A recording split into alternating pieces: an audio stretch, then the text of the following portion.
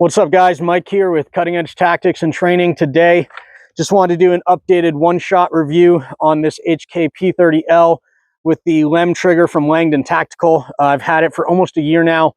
Got about 15,000 rounds through it. I have taught multiple courses with it. I've run competitions with it.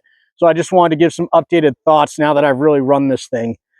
First off, I did have a little bit of an issue with the trigger, probably around like 12,000 rounds in, where it was acting sluggish. And so what Langdon said is, because it's a polymer gun, there can be some wear on the trigger bar.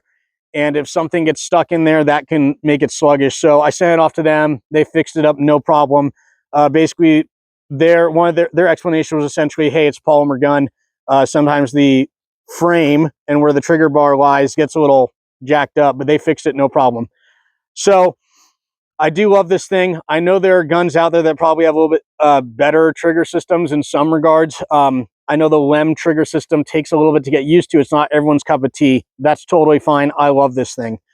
The slide is higher. So as I said in my first video, I like for the dot, I can just boom, punch out there and the dot's right in my face.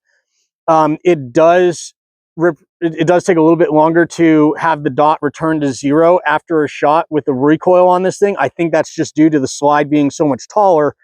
However, it does return right there in the center. The recoil is really not that bad. And I have found, for especially when I'm doing competition shooting, it's totally fine. And I love this gun. So that's kind of just overall probably the things I noticed. Very, very little malfunctions with it as far as the cycling goes. The only thing I had a problem with were the mags, and that's because these were from the VP9 that I was shooting. So these things are probably 4 or 5 years old, and they just needed new springs and new followers. But other than that, this thing has run fine. I would say, and this is the thing with most guns, I wish the stip wing on the grip went up a little bit higher. I put some grip tape up there.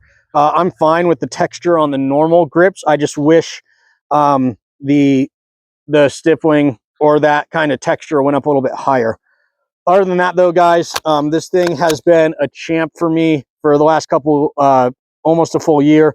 Love this gun. Very, very little issues with it.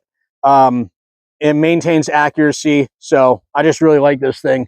So we'll just kind of shoot it a little bit.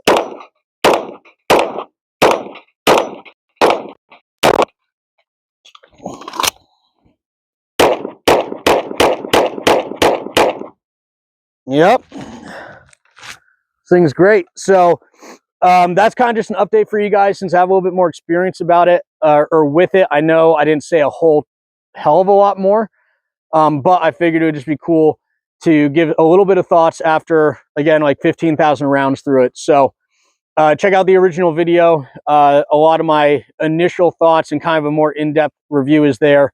But I still love this gun. And yeah, I would say it's definitely a viable option to pick if you're looking for a gun that you want to spend a little bit more money on. Other than that, though, that's it, guys. Take care, and I hope to see you guys at a course one day. Other than that, stay safe.